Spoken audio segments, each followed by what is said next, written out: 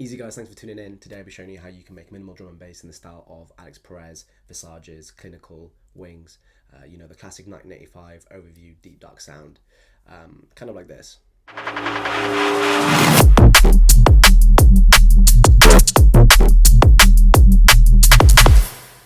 So first off, let's start with the drums. For this example, I've already chosen the samples I want to use and I've processed them already.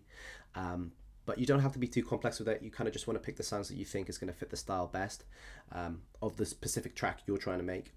So for me, for example, I've chosen to use a sort of short, punchy kick, a nice snappy snare, and then just a couple of different hats just to add variety and just to keep things sort of rolling. But you could just stick with one if you wanted to. But obviously as the track progresses, you want to add more elements and stuff like that, but we'll get to that later. Okay, so once you've gathered your sounds, what I like to do is just arrange the kick and snare in the basic sort of drum and bass pattern, which is the and then I will duplicate that then for 4 bars, and then get your prominent hat and just place it on every bar for the meantime. See how that sounds? And if you wanted to, you could just stick with that. It doesn't have to be too complex, like I said.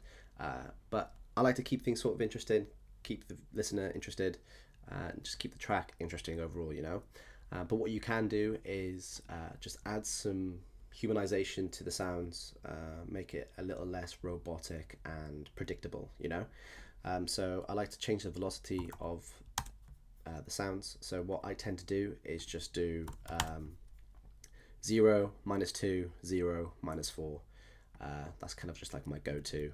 But have a little play around, see what you like, what you don't like, and sort of just stick with it, really. There's no wrong answer. So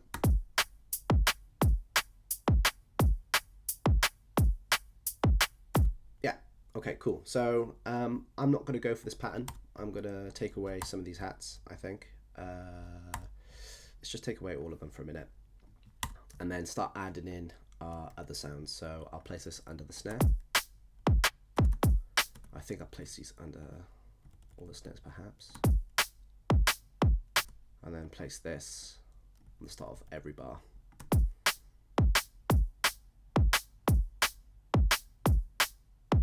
Cool. Get another hat and just sort of fill in the gaps, really. Like I said, there's no wrong answer.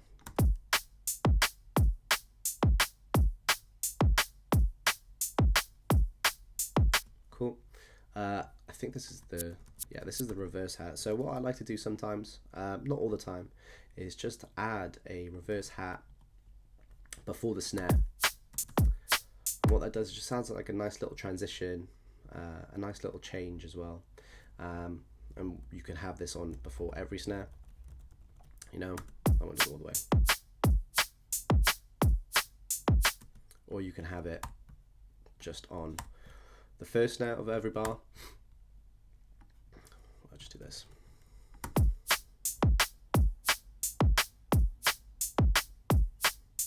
Cool. And then I'll add these first. So these are just other hats. Where do I want these? Maybe wrong channel. Cool.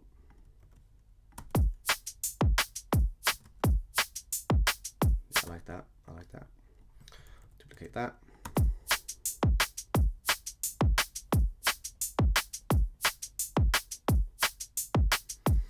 And now what you can do is just to let the DJ or the listener know that it's the end of 4 bars or 8 bars, etc. Is just add like a subtle sort of percussion loop or hat loop, something just to let the person know that it's evolving, basically. So you can add like this. I've got this percussion loop here, which is quite nice, and then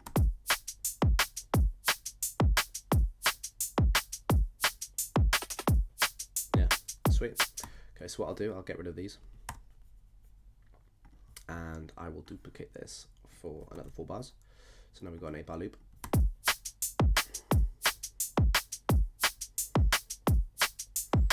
So, okay, so I'm actually going to duplicate this another 8 bars.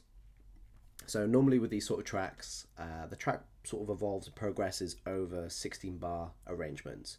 You know, I kind of like to look at it as a book. I know this is going to be such a bizarre sort of comparison, but yeah, I treat these 16 bars as chapters in a book, and then within those chapters, you sort of learn the initial characters, the initial story, and then as you go along the book, the characters evolve, the story evolves, and different changes happen, right? So yeah, I like to implement those changes within 16 bars. Okay, so say here now you've got your intro and it drops. Okay, so this is now where you start to learn your characters, your main characters, the main storyline. Okay, so to keep things interesting, what I'll do is just add a couple of changes within the drums, just so it's not just a static loop, basically. Okay, so I'm gonna get rid of these percussion loops at the end of the 8 bar, but keep them at the end of the 4. Okay, and what we can do is just do some fine tuning to the drums at the end of the 4 bars, just to make sure, just to sort of transition and progress and evolve nicely. Okay, so you can just add some different arrangements with the hats, just trial and error. Like that is like all you have to do is that, really. And then next, you can just trial the drums. Sorry, the kick. Just place it in different sections.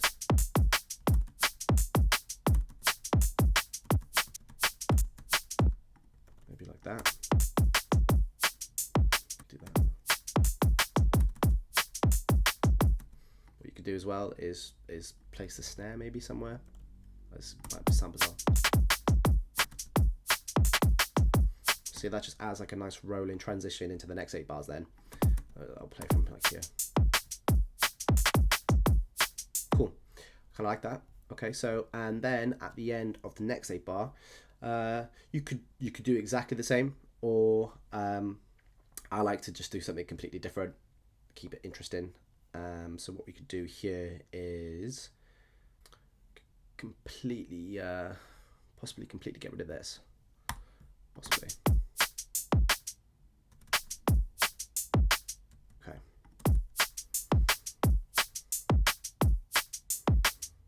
Okay, so we've just got rid of an entire bar there.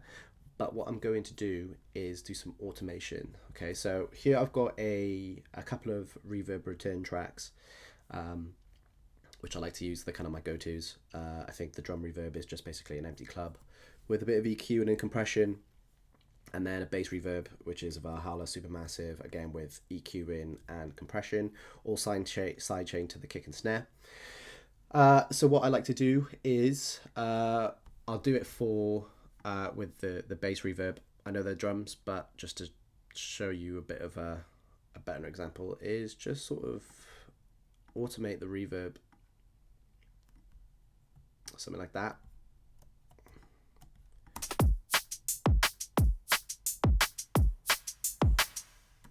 Maybe a bit more than that.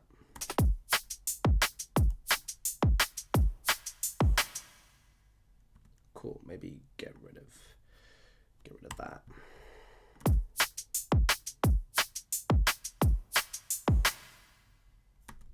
Could do with a little bit more.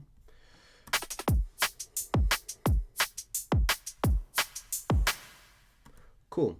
And then another thing you can do is just filter the drums too. This is going to be absolutely bizarre.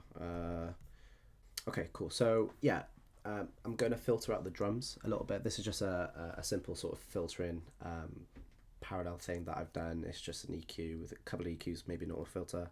I'll just turn them on. So turn this on. I want this off for the rest of the track, and just have it on for this segment. And then what I can do is just automate the frequency. So have this, so kind of get rid of the sub, sort of the low end of the kick, and then do the same for the snare, get rid of the the high end of the snare. What I'm going to do, just so that I have a sort of visual look at what I'm doing. So I've got the low end here and then the high end. So do this. Doesn't have to be a lot. Just wait, why is that? Wait, the voice on. Okay. Okay, so here, like I said, turn it off.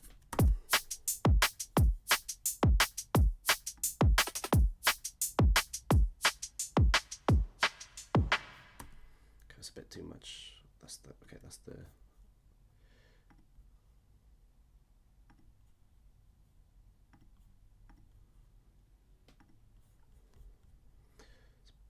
Maybe just get.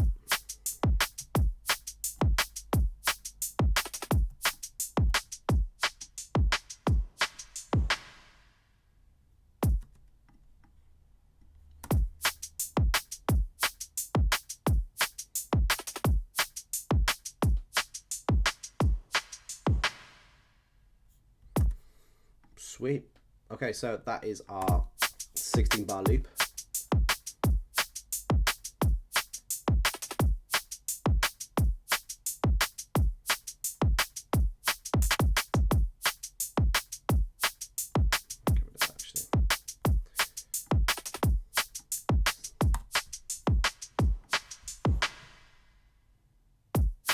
Sweet. And then you can just duplicate this, and then you've now got a 32 bar drum loop, you know. I won't play it all the way through again, but I just want to, yeah, I think that's better.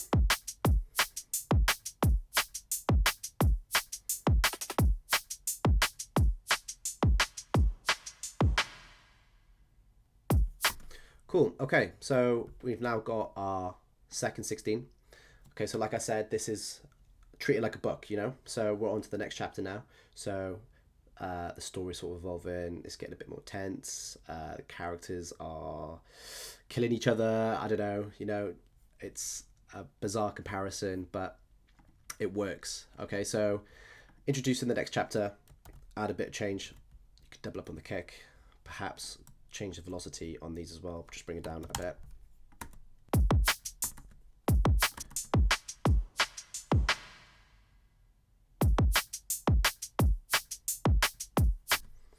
You know, and even you could add extra kicks now.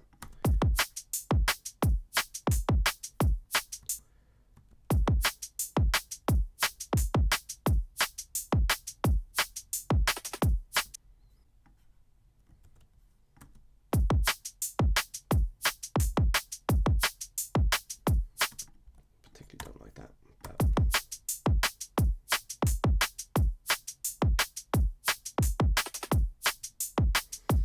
you know, you could do that, or even just change the position of this kick.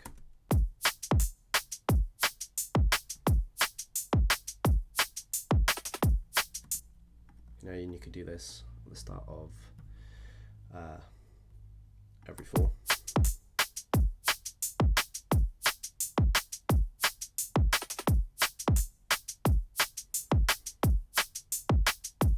You know, just something just to make the viewers go, oh, that's new. Yeah, okay, so now we've got a 16, we can add a bit more elements then to the hats. Okay, so I'm gonna quickly look for a just a loop really. We'll type in hats, drum loop. Oh,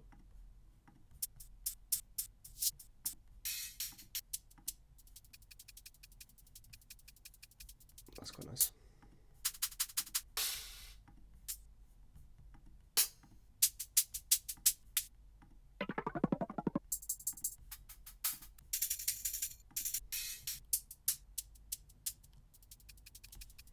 Like that. Let's add this.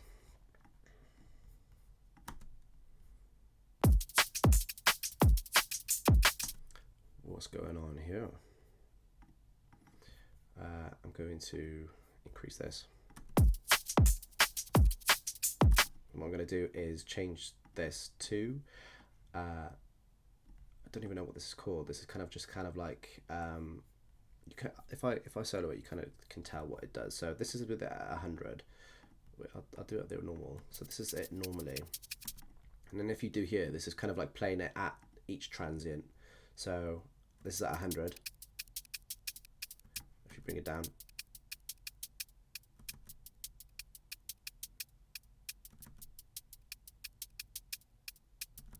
Just play around with it. See what that sounds like in context.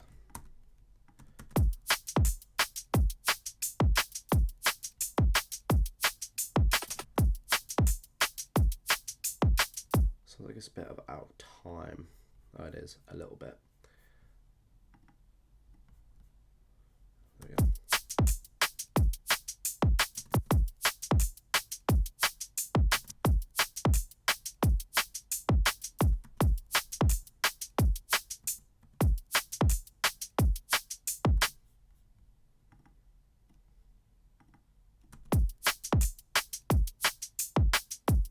Cool.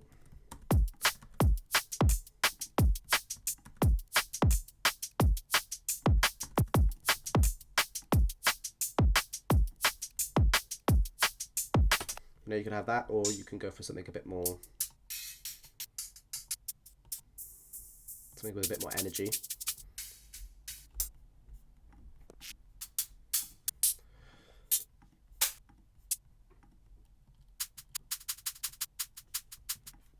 Try this.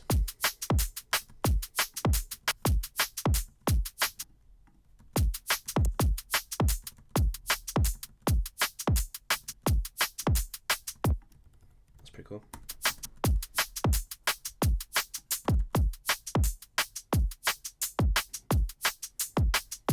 Maybe try pitching up.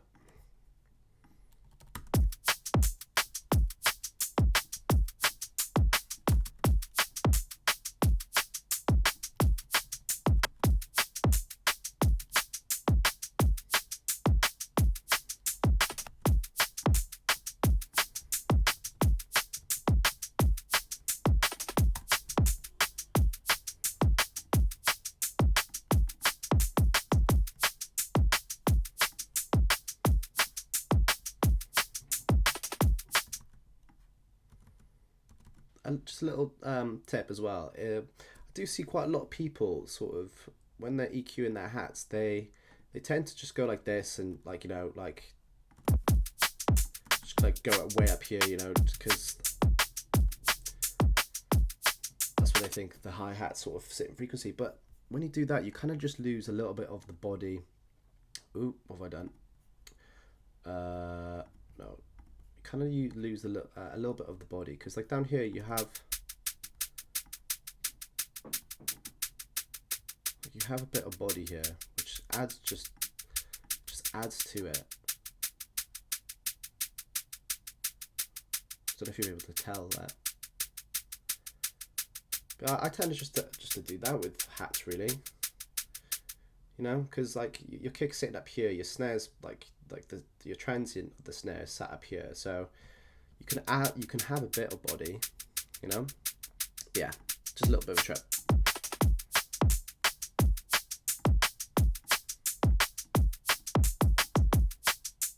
So I'm just adding a bit of reverb here.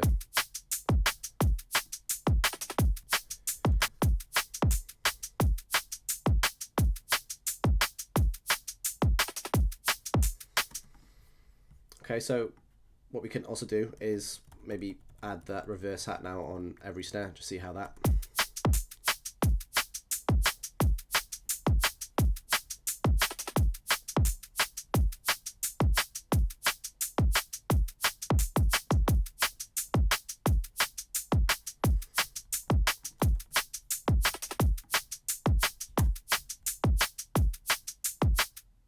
Cool. So there we go. You basically there have a 32 bar drum loop, and that's just now your backbone. Well, really, the 16 bar loop is your backbone. You know, you don't have to do much more to it to make it interesting. You know, just add subtle things, different things, change things around just to keep it interesting, and keep the viewer sort of the listener engaged. You know. Yeah, I mean, as the track progresses, you do tend to sort of just add more elements, change things around. You know, keep the drums interesting, keep the energy high. You know, you want to keep the listener engaged. But I think for this series, we'll just stick within this 32 bar loop. So in the next video, we'll cover bass design. I'll cover kind of like the grotty, gritty, stabby basses, the deep harmonic subs, and just see where we go. Really, I don't really have like an end idea of what this track's going to sound like, but I'll just bring you guys along with me. If you guys are interested in watching a video of kind of like my processing on the drums, I'd be more than happy to do that. You can leave a comment if you'd be interested in that. Yeah, I'd be more than happy to do that. But yeah, thank you for watching. Leave a like, subscribe if you're interested in this sort of content, and yeah, I'll catch you in the next one. Thank you.